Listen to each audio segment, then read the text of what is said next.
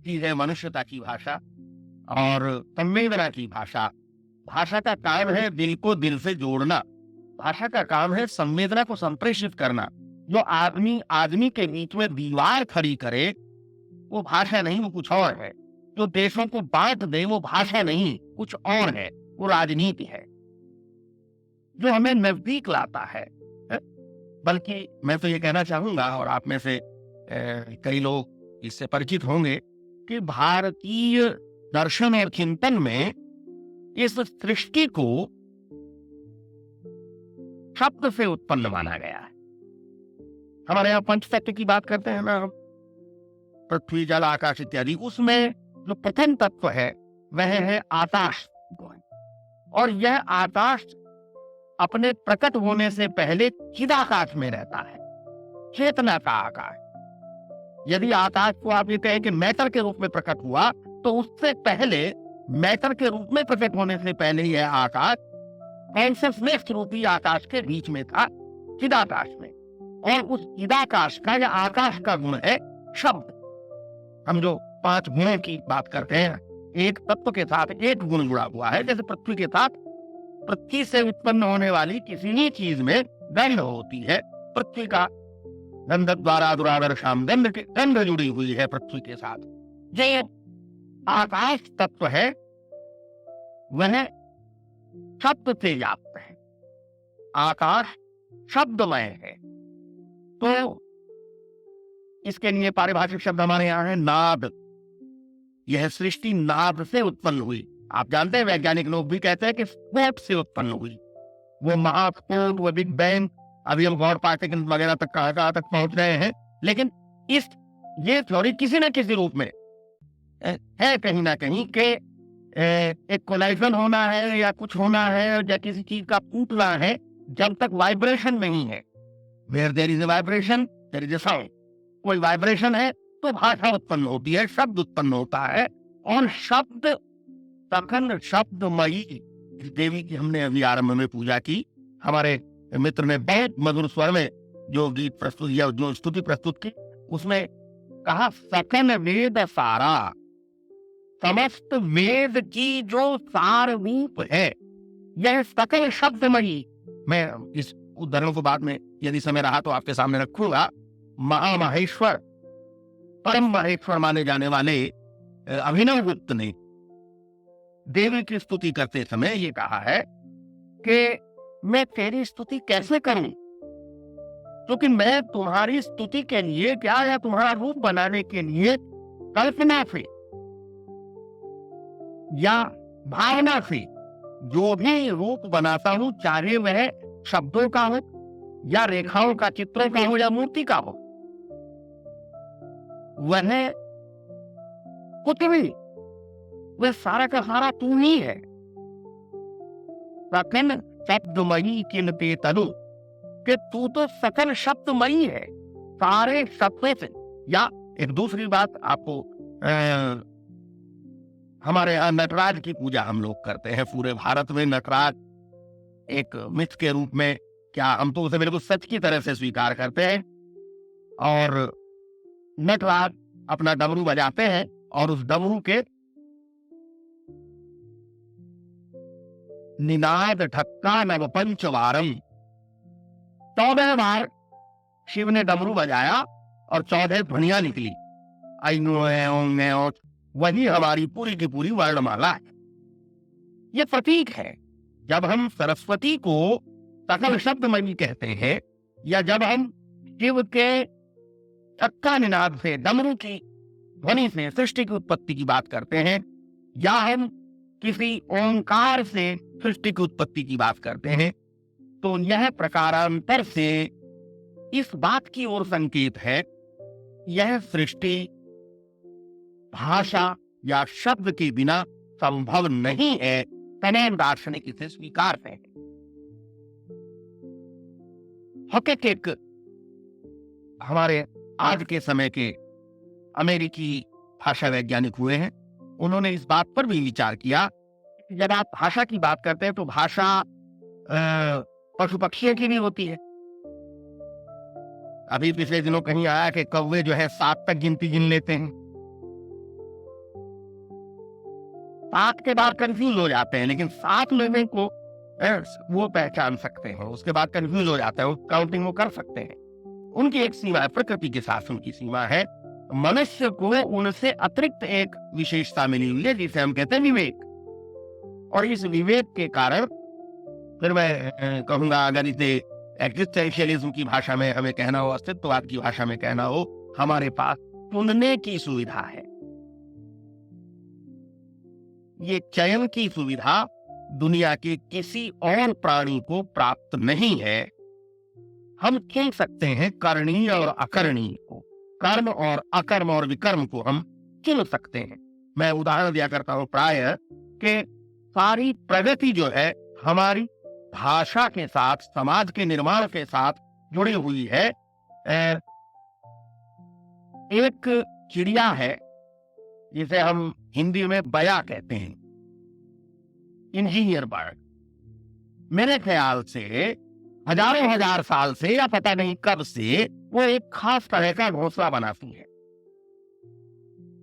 तभी घोंसला ऐसा ही बनता था जब हम 2 साल के थे और जंगल में जाकर के जो बया के वो तोड़ करके ले आते थे घोंसले घर में सजाने के लिए, तब भी वो ऐसा ही बनता था। ऊपर से एक विशेष आकार का ऐसे और बीच में से जुड़ा हुआ था, उसमें 2 रूम्स होते हैं और बताते हैं कि साहब वो उसमें रोशनी के लिए एक फ्लोरोसेंट मिट्टी जो होती है, इसकी केचुए की मिट्टी, उसे मिला के रख।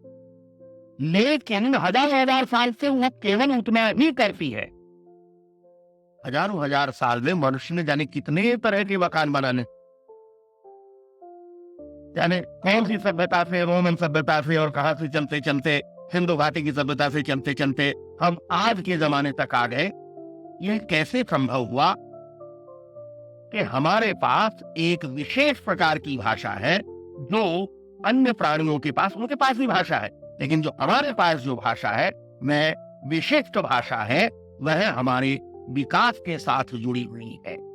यहाँ हम उस विकास की बात न करके मैं हकीकत की बात जो कह रहा था उसे दोहराऊंगा कि वह हमारे विचारों को संप्रेषित करती है, कम्युनिकेट करती है, हमारी भावनाओं को कम्युनिकेट करती है। और खास चीज ये कि हम अलग अलग तरह की भाषा का चुनाव कर सकते हैं। मैंने कहा कि हमें सिलेक्शन की, चयन की, चुनने की, वर्णन करने की आजादी हासिल है। इसलिए ये बड़ी अच्छी बात है कि यह दुनिया बहुभाषी है। इस दुनिया को जो लोग एक भाषी बनाने का सपना देखते हैं वो डिक्टेटर हो सकते हैं, लेकिन दुनिया की सुंदरता इसकी विभिन्नता में है। तो भारत इसमें सबसे ज्यादा भाग्यशाली देश है कि दुनिया की कम से कम 1652 मदर टंग्स, मातृभाषाएं हमारे यहाँ है। लेकिन इसका अर्थ ये नहीं कि हमारे दिल अलग अलग हैं। मैं फिर एक उदाहरण देना चाहूंगा। यहाँ हिंदी के एक बहुत बड़े लेखक हुए हैं हजारी प्रसाद द्विवेदी। उन्होंने संस्कृत के बड़े विद्वान थे। संस्कृत के काव्यों को आधार बना करके कुछ उपन्यास लिखे, जिनमें से एक है बाण भट्ट की आत्मकथा। उसमें एक बहुत सुंदर वाक्य वो लिखते हैं कि नर लोक से किन्नर लोक तक, किन्नर लोक से ऊपर देवलोक माना जाता है, तो नर लोक से किन्नर लोक तक एक ही रागात्मक हृदय व्याप्त है। और मैं इसमें आगे शब्द जोड़ना चाहूंगा, हमारी भाषाएं इस एक ही रागात्मक हृदय की तरह तरह से अभिव्यक्ति है। तो ये जो रागात्मक हृदय है, ये जो रागात्मकता है, यही वह संवेदना है जिसके बारे में आजकल ये कहा जाता है। आजकल क्या, करीब 150 साल पहले ये विवाद शुरू हो गया था जब मॉडर्नाइजेशन शुरू हुआ। तो पिकॉक नाम के एक विद्वान ने जो है लिखा था कविता के विरुद्ध नाम की एक किताब के साथ कविता, भावना, संवेदना, ये सारी की सारी चीजें जिस चीज के आने से मिट जाएंगी उसका नाम विज्ञान और आधुनिकता है। लेकिन आप जानते हैं ऐसा नहीं हुआ। हम चाहे जितने ही वैज्ञानिक हो जाए, ये बिल्कुल गलत है कि वैज्ञानिकों के हृदय नहीं होता। शायद वैज्ञानिक अधिक संवेदनशील होते। एक काव्य है हिंदी में, कामायनी, उसमें बड़े सुंदर एक मेटाफर है, बहुत बहुत सुंदर। देख, कविता की भाषा में और हमारी भाषा में एक विशेष अंतर होता है कि हम अपनी बातों को सीधे सीधे कहते हैं और कविता में वो भाषा बातें मेटाफर के रूप में कही जाती हैं। तो उसमें दो स्त्रियां हैं काव्य में, एक का नाम है श्रद्धा और दूसरी का नाम है ईड़ा। ये सीधे उपनिषदों से लिए गए पात्र है। श्रद्धा प्रतिनिधित्व करती है हमारी पूर्ण संवेदनाओं का, क्योंकि शिव के लिए कहा गया, शिव है पार्वती के लिए श्रद्धा विश्वास रूपिणी। तो एक दूसरी ओर जो है ईड़ा है, जो तर्क का, लॉजिक, आर्गुमेंट, इसका प्रतिनिधित्व करती है। कवि ने दोनों को आमने सामने खड़ा किया है और एक स्थल पर एक वाक्य आता है जब ईड़ा को पेन कर होते हुए दिखाया गया है। यानी बौद्धिक शक्तियां मनुष्य को सहारा देने में कहीं ना कहीं असफल हो जाती हैं अंततः, यदि साथ में श्रद्धा न हो। फिर चढ़ी रही पायान हृदय, कवि ने कहा फिर चढ़ी रही पायान हृदय। हम नहीं जानते कि हृदय का पंख के अलावा कोई और रोल है या नहीं, लेकिन ये भी एक कवियों की भाषा है कि हम भावनाओं को हृदय के साथ जोड़ते हैं और सोच को, चिंता को, चिंतन को मस्तिष्क के साथ जोड़ते हैं। हालांकि शायद दोनों चीजें यही होती हो, पता नहीं, या लोग बात घूम रहे हैं कि मैं आत्मा नाम की चीज कहाँ होती है एक शरीर में, किसी एक स्थान पे होती है। हमारे यहाँ कहा कि साथ 5 या किसी ने कहा 7 चक्र हैं, उनमें कहीं रहती है, कहाँ रहती है हम नहीं जानते। लेकिन अगर एक अणु भी हमारे शरीर का निकाल के अलग करे तो जब तक वो जीवित है तब तक वह आत्मा है। खैर, मैं वापस विषय पर आता हूँ। आप लोग कह रहे होंगे कि इसे 45 मिनट दिए गए तो आधा घंटा तो इसी में बकवास में लगा दिया है। मैं असल में ये चीजें इस तरह की है कि वह एब्स्ट्रैक्ट सा विषय है, इसलिए आप मुझे क्षमा करेंगे, इस पर कुछ भी बातें कही जा सकती है। मैं बहुत सारी चीजें लिख के लाया, लेकिन यहाँ खड़े होते हुए मुझे जो बातें सूझ रही हैं वो मैं आपके साथ शेयर कर रहा हूँ। 4 एक बातें मैं इसके संबंध में आपसे कहूंगा तो सीधे सीधे इस विषय से जुड़े कि भाषा, मैं कहना ये चाह रहा हूं कि मनुष्य की संवेदनशीलता, मनुष्य की जिसे आप सेंसिटिविटी कहें या सेंसिटिवनेस कहें, वह व्यक्त होती है उसके विभिन्न प्रकार के व्यवहारों के द्वारा।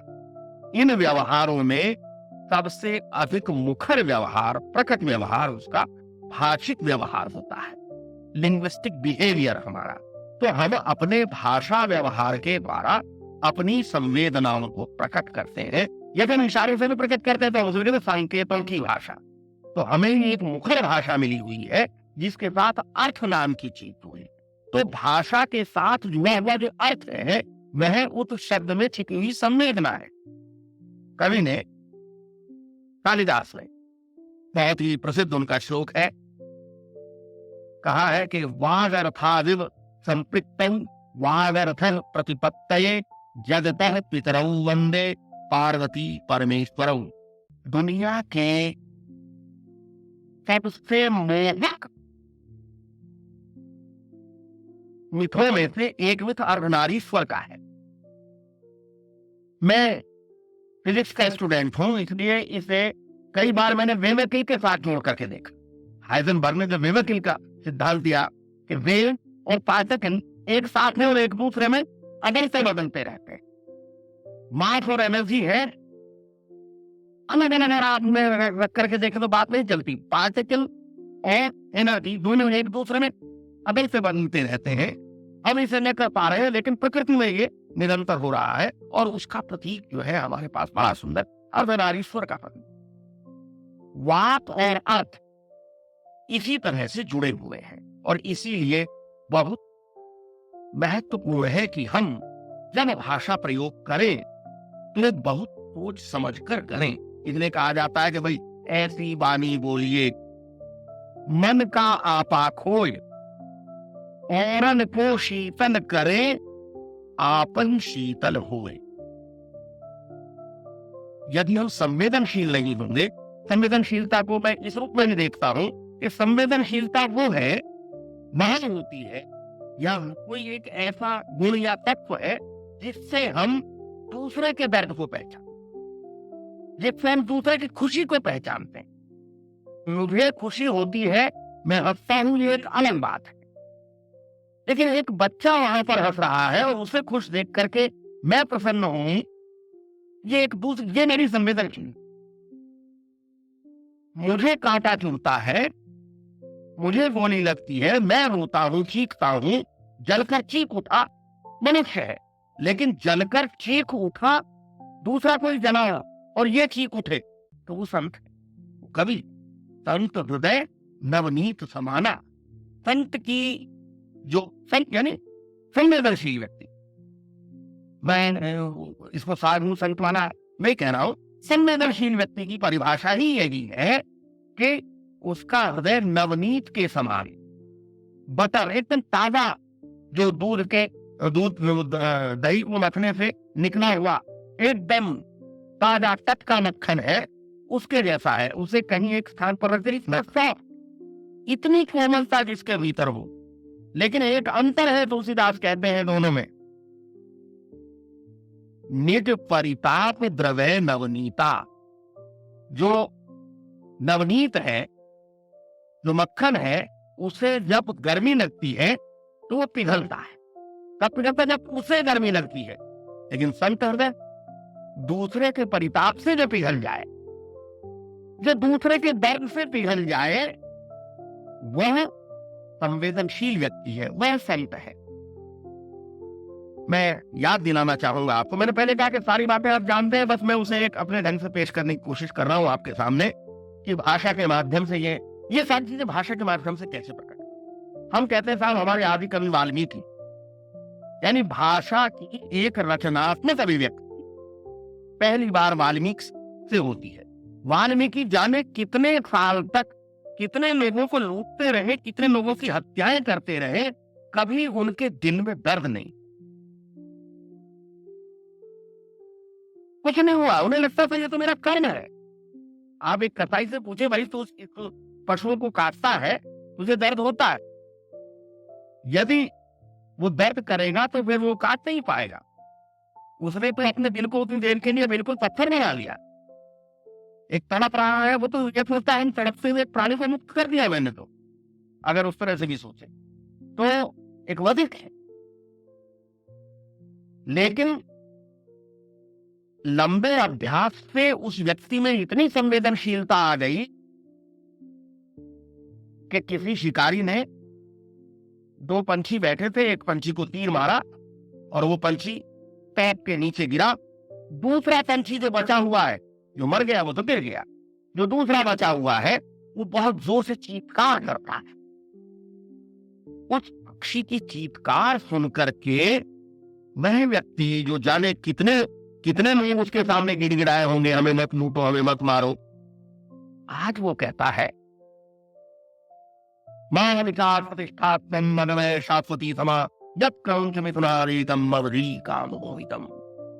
हे निषाद, हे शिकारी, हे व्याध, क्या तुझे दुनिया के किसी भी कोने में, समय के किसी भी कोने में कभी इज्जत नहीं मिलेगी? मारने वाले को कभी इज्जत नहीं मिलेगी, कभी प्रतिष्ठा नहीं मिलेगी, मैं नहीं मिलेगी।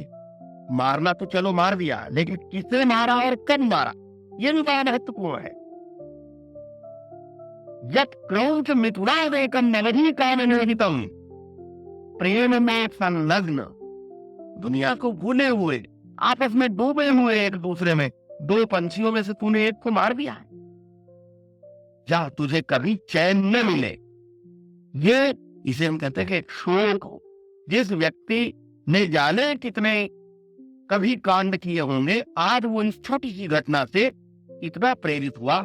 ये है संवेदना, संवेदनशीलता, और यह हमारे भीतर ही कहीं छिपी होती है।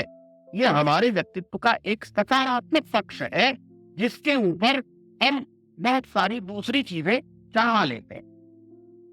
वरना मुख्यतः भारतीय दृष्टि से तो ये माना जाता है, वो पश्चिमी मनोवैज्ञानिक दृष्टि है, वो तो ये मानती है कि मनुष्य बेसिकली पशु होता है। उसे अपनी आदिम प्रवृत्तियों का सब्लिमेशन करना पड़ता है, उदात्तीकरण करना पड़ता है।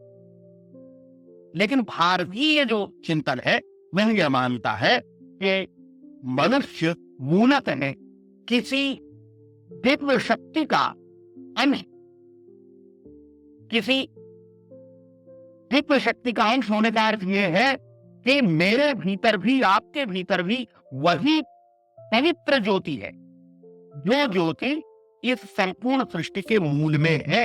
एक नूर से सब जस उपजा, ये सारा जगत एक ही नूर से, एक ही प्रकाश से, एक ही ज्योति से उत्पन्न हुआ। वह ज्योति भले ही हम उसे कहे कि नाद बिंदु कलातीतो, नाद बिंदु और कला तीनों से परे की जो शक्ति है वह एक ज्योति के रूप में प्रकट हुई। उस ज्योति से यह संपूर्ण जगत उत्पन्न हुआ। आप देखें, मुझे ये बड़ा रोचक लगता है कि चाहे आप बाइबल पढ़े, चाहे आप कुरान पढ़े, कहीं ना कहीं इस प्रकाश का जिक्र आता है। मोसेस ने क्या देखा झाड़ियों के पीछे? प्रकाश देखा।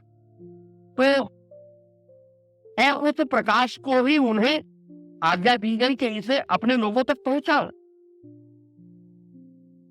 नानक 3 दिन तक एक ऐसी अवस्था में रहते हैं जिसे आज हम कहें तो वो एक समाधि जैसी अवस्था थी, जैसे कालातीत हो गए। और जब वापस लौटते हैं तो क्या देखा था उन्होंने? एक प्रकाश देखा। उसी को उन्होंने इस जपूजी साहब में बांधा। एक नूर ते तब जग जा। एक संवेदना की अभिव्यक्ति जो है वह एक ही संवेदना की विविध रूपों में अभिव्यक्ति हो रही है। और यह अभिव्यक्ति जब हम विचारों की और भाषा की, भावनाओं की बात करते हैं तो ये भाषा के माध्यम से होती है। लेकिन मैं कहना ये चाहता हूं, इस बात को यही छोड़ के थोड़ा सा बेतरतीब लग सकता है, कि भाषा एक और बड़ी महत्वपूर्ण भूमिका हमारे जीवन में अदा करती है। और वो ये कि हम कहते हैं कि भाषा अभिव्यक्ति का माध्यम है, प्रकट करने का माध्यम है, लेकिन भाषा छिपाने का भी माध्यम है। आप जानते ही हैं कि जितना हम कहते हैं, बोलते हैं, असल में हम बहुत सोच समझ करके बोल रहे होते हैं। हम उतना ही बोलते हैं, उतना ही कहते हैं जितना कहने लायक है। हम उतना ही दिखाते हैं जितना दिखाने लायक है। बहुत सारा जो आइसबर्ग है वो पीछे उसके छिपा रहता है। मनोवैज्ञानिक इसे कहते हैं कि हम एक अपना पर्सोना, एक मुखौटा निर्मित करते हैं। इस मुखौटे को बनाने में भाषा जो है हमारा बहुत योगदान करती है। क्योंकि भाषा हमारे व्यक्तित्व का एक बड़ा हिस्सा है।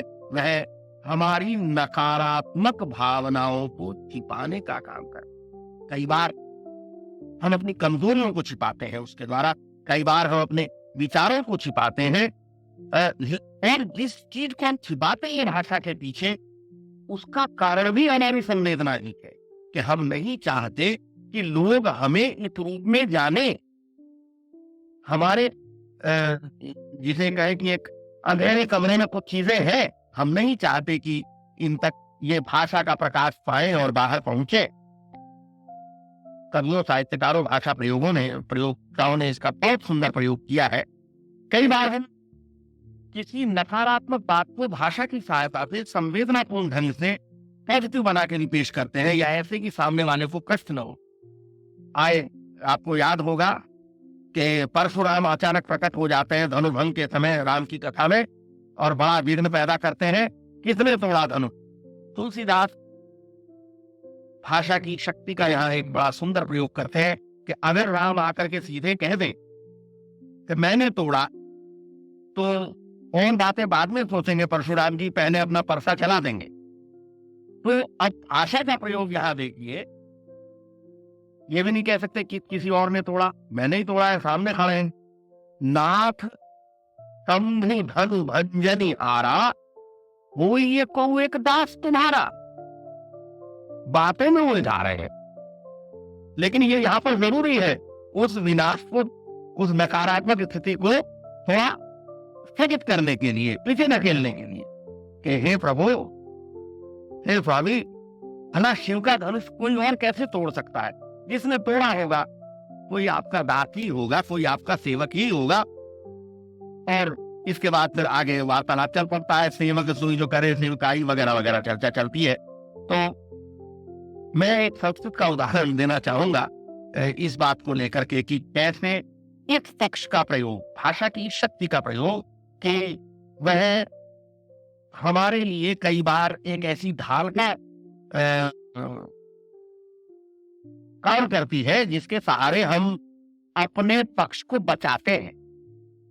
संस्कृत का एक श्लोक है जो थोड़ी सी नोक झोंक है, मैं जानबूझ के आपको हल्का फुल्का एक विषय देने के लिए इस उदाहरण को देना चाह रहा हूं कि हीरो जो है, नायक, वो पूरी रात कहीं और बिता करके सवेरे आ रहा है। हमारे मध्यकाल पुराने साहित्य में ये बात नहीं आती है, तो वो सवेरे आ रहा है या बहुत देर से आया है, और नायिका जो है वो बड़ी दुखी है, उसकी आंखें सूजी हुई है, रात भर जगी रही है, गाल फूले हुए है, उसके फूल कुमला गए हैं, पूरी तैयारों के बाद सज्जा बैठी हुई, और ये आया पूरी रात बिता करके कहीं और से या जैसे भी, वो क्रोध में मान मनोहार करता है। डायलॉग है, बाने नाथ, मैं आपको बताऊंगा, बाने नाथ विमुंच मानिन रुषम रोषान मया किम कृतम खेने स्माथुनति पराध्यति भवायन सर्वे पराधामयि तत्किम रोदिसि गदेन वचसा कच्चाग्रतो रुद्यते का तवास्मि दयिता नास्मित्यतो रुद्यते। मतलब नायक जो है वो संबोधित करता धीरे थे बाने, थोड़ी चमचागिरी करने के लिए, फुसलाने के लिए, बच्ची, लड़की, बालिका, हे बालिके, तो वो बुला के कहती है, कहिए स्वामी, कहिए मानिक। नाथ गुस्सा प्रकट कर रही है। अब देखिए, एक शब्द से नाथ कहना यहाँ पर मैं कहने से कैसे भावना से प्रकट कर रहा है। वो बिल्कुल गुस्सा प्रकट नहीं करती, एक वो प्रेम प्रकट करने के लिए उसे कहता है बालिका, सुंदरी, या कुछ भी उसने कहा होगा, माय लव, और वो उत्तर में कहती है नाथ, कहिए मालिक, बाले नाथ। तो कहता है विमुंच मानिनी रुषम, हे मालिनी, उस समय तुम हो, इस रोष को छोड़ दो। रोषान मैं किम कृतन, वैसे मैं गुस्सा कर रही हूँ और वो मैं गुस्सा कर रही हूँ, तो उससे क्या फर्क पड़ेगा? रोषान मैं किम कृतन, मैं गुस्सा करके कर जा रही हूँ। तो कहता है, वो समझ गया है गुस्से में, वो मुंह फेर के बैठ जाती है और सामने फिर जाता है, खेद स्मार्ट, आई एम सॉरी, खेद स्मार्ट, तो मुझे खेद है, मैं दुखी हूँ, खेद स्मार्ट, नते बरात नहीं है, हे प्रभु तुम्हारी कोई गलती नहीं है, खेद मत करो। नते बरात गति भगवान। अब देखिए भगवान कितना है, जब वो कहती है तुम्हारी कोई गलती नहीं, अच्छा जब मेरी गलती नहीं तो खेद स्मार्ट, खेद स्मार्ट नती बरात गति भगवान, सर्वे पराधान, सारी गलती तो मेरी है, तब क्यों रोती सी, फिर क्यों रो रही हो भाई? जब मेरी गलती नहीं करता, अब कहता तब क्यों रोती थी, कट देने था, तो तुम्हारा गला भरा हुआ है, तुम रो रही हो, पता चल रहा है, तब क्यों रो रही हो? जब कोई गलती नहीं किसी की, तुम नाराज ही नहीं हो, तब क्यों रहे इसे गदगदे ने बचता कच्चाग्रतो रुद्यते। मैं किसके आगे रोई? कभी ना विजय कहा रहती, मैं नहीं रहती, मैं रो रही हूँ। किसके आगे रोई? मैं नहीं। वो कहता मेरे आगे रोई, तुम मेरे सामने रो रही हो। कहा तलाश में तुम्हारी रूप है, तुम्हारे आगे क्यों रही हूँ मैं? कहा तलाश में दैता, तुम मेरी प्रेमिका हो, तुम मेरी प्रिया हो, नास्मित्यतो रुद्यते, वही तो नहीं बन पाई, और ये कह के रोना शुरू कर। आप देखिए चार पंक्ति में क्या, मैंने इसका ट्रांसलेशन किया था कभी कि मानिनी रोष त्याग दो अब तो क्या कुछ इससे कर पाई, डायलॉग्स हैं, मानिनी रोष त्याग दो अब तो क्या कुछ इससे कर पाई, खिन्न हुआ मैं निरपराध तो दोषी मैं ही बन आई, गदगद कंठ हुई रोती क्यों, कब किसके आगे, मेरे हूं मैं कौन तुम्हारी प्रेयसी, आह वही ना बन पाई। तो मैं कह रहा था कि ये भाषा बड़ी काम की चीज है। कई बार बहुत सारे भावों को छिपाने, हमारा आवरण बनने का काम भी करती है। ये एक पक्ष है, बहुत सारे उदाहरण हो सकते हैं। मैं आगे बढ़ता हूँ। कितने बजे तक का समय साहब? 12:30 बज गए हैं? पढ़ने में तो देंगे, चलिए ठीक है।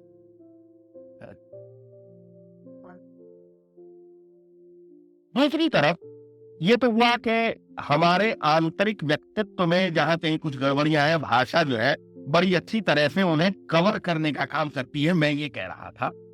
दूसरा पक्ष है कि जो हमारा बाह्य व्यक्तित्व है, जिसे हम लोगों के सामने पेश करते हैं, जो आज के समय में बहुत अधिक महत्वपूर्ण है।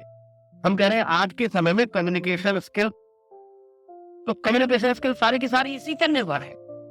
हम कैसे बोलते हैं और बोलने के साथ हमारा पूरा गेट, पूरा चाल चलन, उठना बैठना, हमारी भौहें हिलाना, हाथ हिलाना, ये सारी चीजें उसके साथ जुड़ी हुई है। हम उसके एक पक्ष वाक्य या भाषा की ही चर्चा कर रहे हैं कि हम चाहते हैं कि हमारा एक पॉजिटिव व्यक्तित्व, एक सकारात्मक, एक आदर्श प्रेरित एक व्यक्तित्व जो है वो दुनिया के सामने आए। और ये वास्तव में काल्पनिक व्यक्तित्व था। जिस रूप में मैं आपके सामने अपने आप को प्रस्तुत कर रहा हूँ, ये काल्पनिक व्यक्तित्व मैंने निर्मित किया है आपके सामने, मैं इसे इस रूप में प्रस्तुत कर रहा हूँ। लेकिन औपचारिक अवसरों पर, जैसे कि इस समय हम एक फॉर्मल टॉक में है, तो ऐसे तमाम अवसरों पर अनुभूति और अभिव्यक्ति की जो प्रक्रिया चलती है, उसमें भाषा ही हमारे व्यक्तित्व को आकार देती है, संप्रेषित करती है, एक व्यक्ति के व्यक्तित्व को दूसरे व्यक्ति के व्यक्तित्व के साथ जोड़ती है। क्योंकि असली चीज तो यही है कि कम्युनिकेशन। मैं जो अभी मैंने नाम लिया था आरंभ में हैकेट का, उसका एक बड़ा प्रसिद्ध वाक्य यहाँ कहना चाहूंगा, man does not live by bread only, his other necessity is communication. आदमी केवल रोटी रोजी या भूख से ही संचालित नहीं होता, संप्रेषण भी, कम्युनिकेशन भी, संवाद। क्योंकि संवाद नहीं है तो सोसाइटी नहीं हो सकती, समाज नहीं हो सकता। इसीलिए कहा जाता है, हम हर किसी से कहते हैं कि भाई परिवार में यदि दो व्यक्ति है, कोई गलतफहमी भी हो गई है, पिता पुत्र के बीच में कोई गलतफहमी हो गई है, तो संवाद बंद नहीं होना चाहिए, डायलॉग चलते रहना चाहिए। भारत में पाक का डायलॉग चलता रहे, डायलॉग रुक गया तो फिर गलतफहमियां पैदा होना शुरू हो जाती हैं। इसलिए डायलॉग चलता रहे, चाहे किसी भी दिशा में चले, कुछ निकले न निकले, लेकिन संवाद जरूरी है समाज के बने रहने के लिए। तो भाषा इस काम को करती है। हमारे यहाँ फिर मैं संस्कृत का एक वाक्य आपके सामने रखूंगा कि मनुष्य के किसी व्यक्ति के व्यक्तित्व की पहली विशेषता के रूप में एक सुभाषित में कहा गया, सदस्सी वाक पटुता युधिक क्रम यशस्वी चाभिरुचिर व्यसनम तुतन। सदस्सी वाक पटुता के दो लोगों, चार लोगों के बीच में जब आदमी बैठे तो उसके पास एक वाक वैदग्ध्य हो, वाक पटुता हो। ये वाक पटुता जिस दिन तक कालिदास में नहीं थी, उस दिन तक वो उष्ट्र को उष्ट्र कहता था, और जैसे ही कहा तो विद्योत्तमा ने उसे आउट कर दिया बेचारे। और जब वो वाक पटु होकर के आ गया तो आंख फाड़ करके विद्योत्तमा जी कहती हैं, अस्ति कश्चित वाक विशेष है। अरे इसमें तो कुछ खास बात है, इसके वाक में कुछ विशेष है। ये वाक मैं कह रहा हूं कि कैसे हमारे व्यक्तित्व को परिवर्तित कर दे, हमारे पर्सनैलिटी के ट्रांसफॉर्मेशन के लिए हमें वाक की आवश्यकता होती है। इसीलिए फिर वहां बात जुड़ती है कि वो जमाना गया कि लोग एक भाषा कह करके और उस पर निर्भर रहे।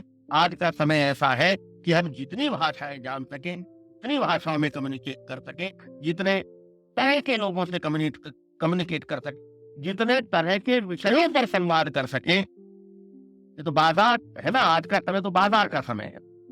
तो इस बाजार में जितनी तरह की भाषा बोलियां हम जाने तो उतना ही लाभकारी हो सकता है। मैंने करुणा वाली बात कही थी। यह भी माना गया कि प्रतीक रूप में कि विभिन्न प्रकार की जो हमारी भावनाएं हैं, संवेदनाएं हैं, जैसे थोड़ी देर के लिए हम एक संवेदना की चर्चा करें जो साहित्य में बहुत आती है, लज्जा या संकोच। बचपन में जब हमने शाकुंतल पढ़ा कालिदास का, उसमें आता था कि शकुंतला जब प्रेम की कोई बात होती है तो पैर के नाखून से जमीन कुरेदने लगती है। समझ में नहीं आएंगे ये ऐसा क्यों कर रही है। बाद में पता चला ये लज्जा की अभिव्यक्ति है। तो अब ये लज्जा नाम की संवेदना जो है तरह तरह से व्यक्त होती है। मैंने अभी नाम लिया था जयशंकर प्रसाद और उनके काव्य कामायनी का, उसका पूरा एक सर्ग ही है लज्जा नाम, जिसमें तरह तरह से लज्जा की अभिव्यक्ति की गई है। हम कहते हैं ना कि स्त्री का गहना होता है, असल में लज्जा स्त्री का ही गहना नहीं, लज्जा मनुष्य मात्र का गहना है। जब मनुष्य निर्लज्ज हो जाता है तो वो मनुष्य समाज में रहने योग्य नहीं रहता। हम किसी प्रकार के भय या संकोच या लोक लाज के कारण, क्योंकि लज्जा में संबंध जो है वो अकेले में लज्जा नहीं होती। लज्जा का संबंध समाज से, सामाजिक नियमों से, सामाजिक लोकाचार से। जब हम लोकाचार के विरुद्ध कुछ कर रहे होते हैं तो हमें शर्मिंदा होना चाहिए। ये एक तरह का अंकुश है, ऐसा कहा जाता है कि हमारे भीतर ये विवेक कि हमारे समाज ने चलने फिरने उठने बैठने के ये नियम तरीके कायदे कानून बनाए हैं, अगर हम इनके विरुद्ध कुछ कर रहे हैं तो हम एकांत में भी हो तो हमें लगता है कि कल जब लोग जानेंगे, जरूरी नहीं कि कानून हमें दंड दे, कल जब लोग जानेंगे या यदि ऐसा किया तो मैं अपने आप से आंख मिला पाऊंगा कि नहीं। अपने आप से भी आंख मिलाना, ये एक लज्जाशीलता उस रूप में, तो जो कहते हैं ना कि लज्जा स्त्रियों का आभूषण है, लज्जा पुरुषों का भी आभूषण है, लज्जा मनुष्यता का आभूषण है। लज्जा के कारण ही मनुष्य समाज में सामाजिक आचरण करता है, अन्यथा एकांत में कानून पालने की कोई आवश्यकता किसी को क्या है। रजनीश ने कहीं कहा है कि जब आप एकांत में तो वस्त्र पहनने की आवश्यकता क्या है यदि सर्दी नहीं लग रही, गर्मी नहीं लग रही, लेकिन जब आप समाज में निकले तो वस्त्र पहनने पड़ते। तो मैं लज्जा की बात कह रहा था। बहुत सुंदर देखिए इस भावना को, इस संवेदना को प्रकट करने के लिए कवि ने कहा। आप लोगों को लग रहा होगा आप विज्ञान या अकाउंट्स या एडमिनिस्ट्रेशन में जुड़े रहने वाले लोग हैं, मैं जानबूझ के आपको थोड़ा सा कविता की कुछ बातें कर रहा हूँ आपसे। वो कहती है कि जो सौंदर्य है, सुंदरता, सौंदर्य, यौवन, इसमें एक चंचलता होती है। हम सभी जानते हैं, हम सब कभी ना कभी युवा रहे हैं या है, जो भी है। वैसे तो ये मानना चाहिए कि मनुष्य मन से सदा युवा रहता है, तो बाल सफेद हो गए तो क्या हुआ। तो भाई एक सरदार जी जो है उनके बाल सफेद थे और बड़ी जो है रसिकतापूर्ण कविता पढ़ रहे थे, तो किसी ने कहा भाई सरदार जी बुढ़ापे में ये इस तरह की कविता शोभा नहीं देती, आपके बाल सफेद हो गए। बोले कि साढ़े बाल इतना सफेद हुए, दिल तो भी काला ही है।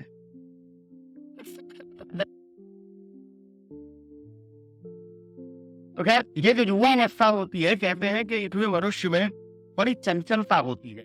यदि युवावस्था में चंचलता न हो तो समझो कि मनुष्य नहीं, और यदि वृद्धावस्था में गंभीरता नहीं तो समझो कि उसने जीवन में कुछ सीखा ही नहीं।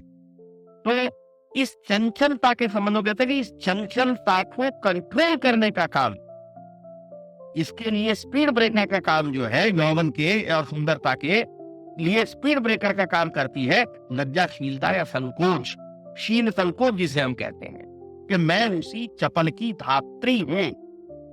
मैं जो चपल यौवन और सौंदर्य है, मैं उसी चपल की धात्री हूं, मैं उसकी धात्री हूं, आया हूं, उसका पालन पोषण करने वाली हूं।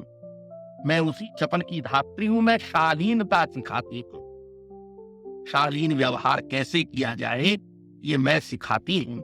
ये कहते एक बात अच्छा उसमें एक जगह आता है, चरण में नूपुर का लिपट मनाती हूँ।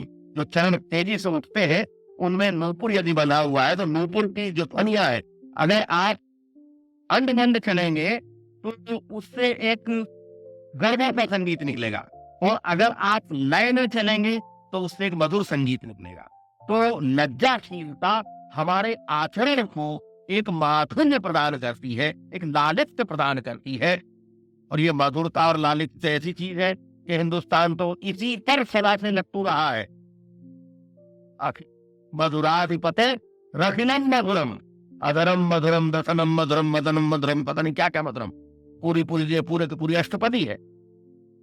मधुराधिपते रखिलम मधुरम, इस माधुर्य का दीवाना है, माधुर्य का दीवाना, सौंदर्य का दीवाना, लालित्य का दीवाना कौन हो सकता है?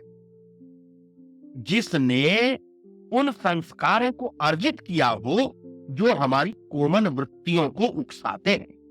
मनुष्य के भीतर दोनों प्रकार की वृत्तियां हैं, कोमल वृत्तियां भी हैं, कठोर वृत्तियां भी हैं।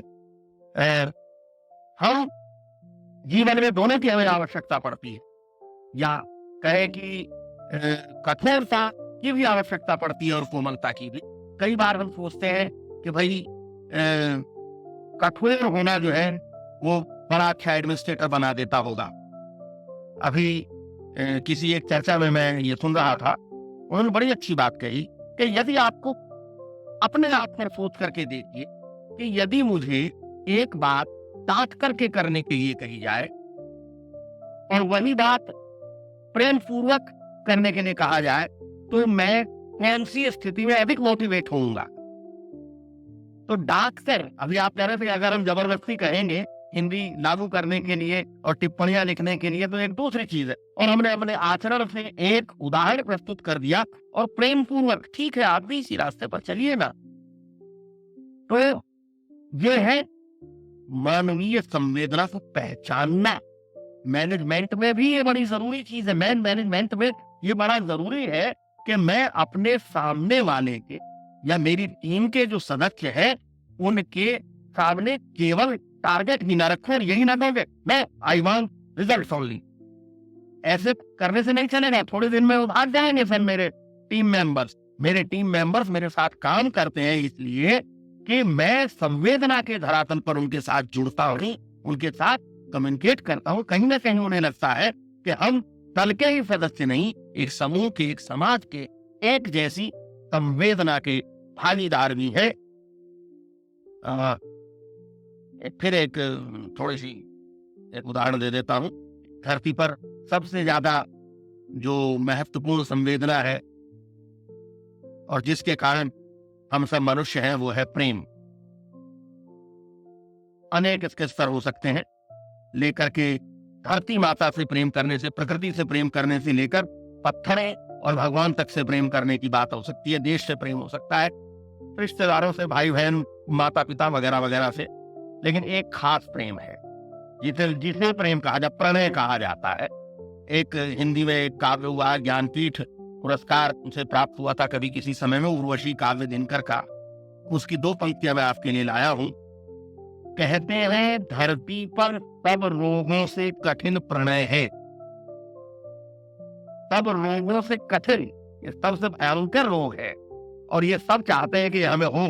कभी ना कभी हर आदमी को होता भी है। ये न हो तो आदमी नहीं, मनुष्य है तो कहीं ना कहीं किसी न किसी रूप में प्रेम करता ही है, और यदि नहीं करता तो फिर उसका जीवन व्यर्थ है। कहते हैं धरती पर सब रोगों से कठिन प्रणय है, लगता है यह जिसे उसे फिर नींद नहीं आती है। कहते हैं धरती पर सब रोगों से कठिन प्रणय है, लगता है यह जिसे उसे फिर नींद नहीं आती है।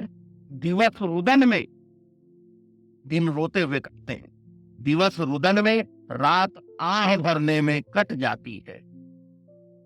कि मन खोया खोया, आंखें कुछ भरी भरी रहती हैं। मन खोया खोया। आप देखें कवि एक संवेदना को विभिन्न जो भाषिक उपादान है उनकी सहायता से कैसे प्रकट करता है। कि मन खोया खोया, आंखें कुछ भरी भरी रहती हैं, भीगी पुतली में कोई तस्वीर खड़ी रहती है। भीगी पुतली में कोई तस्वीर खड़ी रहती है।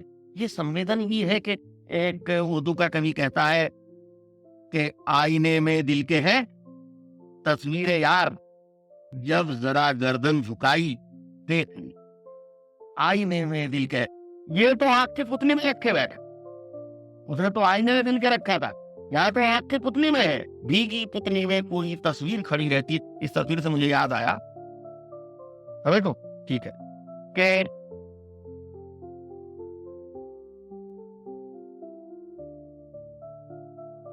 कैसे विभिन्न संवेदनों को लोग व्यक्त करते हैं। देखिए कि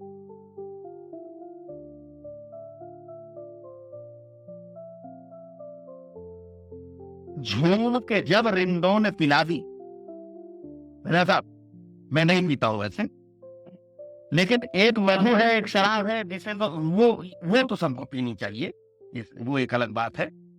यहाँ शायद उसी की बात है।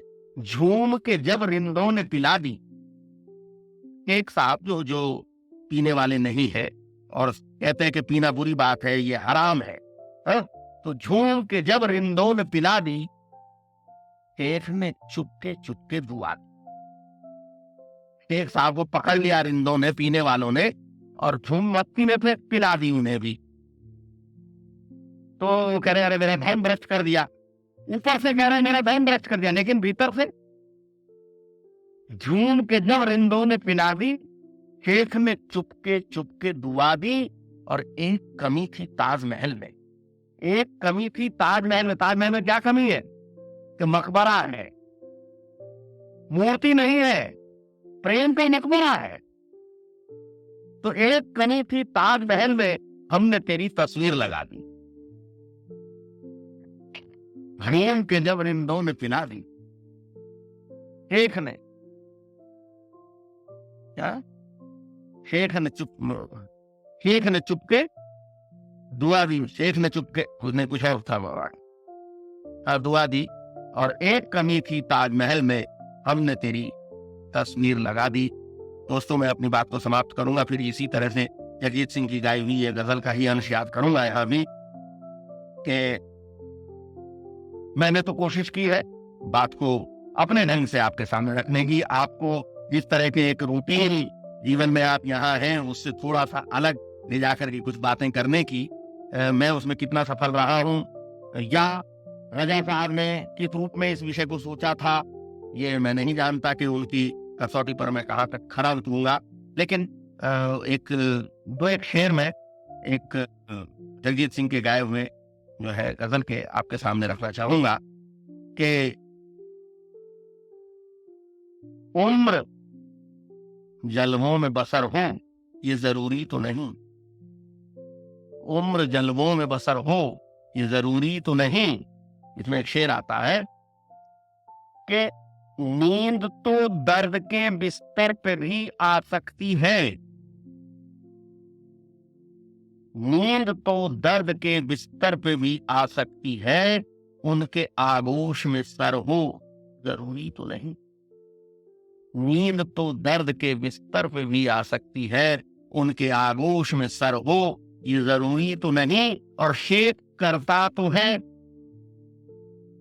खुदा को सजदे, शेख करता तो है खुदा को सजदे, उसके सजदों में असर हो ये जरूरी तो नहीं, उसके सजदों में असर हो ये जरूरी तो नहीं। तो भाई मैंने अपनी बात कह दी, अब मेरी बातों में असर हो ये जरूरी तो नहीं। लेकिन एक आपका प्यार, आपकी मोहब्बत या इस मनोगुरु आने का मन में एक भाव था, ये तो एक बहाना है। पंजाबी में एक लोकगीत है बड़ा सुंदर, इसमें कहा गया है कि मिलना ता रब नू है, तेरा प्यार बहाना है। ये सांसारिक प्रेम जो है एक बहाना है, इसके माध्यम से सूफी कवि कहता है कि मुझे मिलना तो उस रब से है, उस प्रियतम से है। ऐसे ही हिंदी दिवस तो सिर्फ बहाना है, मुझे तो आपसे मिलना था, आपके दर्शन करने थे, आपसे संवाद करना था। मैंने अपनी बातें रख दी, पता नहीं आपको कैसा लगा, जो भी लगा उसमें यदि कुछ अच्छा लगा तो उसका श्रेय उस पूरी परंपरा को है जिससे हमने ये सब प्राप्त किया है, भाषा को है जिससे हमने ये सारी चीजें प्राप्त की हैं। ये सारी परंपरा हम तक हमारी भाषा के माध्यम से ही पहुंचती है, हमारी संस्कृति भाषा के माध्यम से ही हम तक पहुंचती है। तो यदि कुछ अच्छा है तो उसका पूरा श्रेय उस परंपरा को है और यदि कुछ असंतोषजनक है तो भी मैं दोषी नहीं, राजा साहब को पकड़ लेना। नमस्कार। और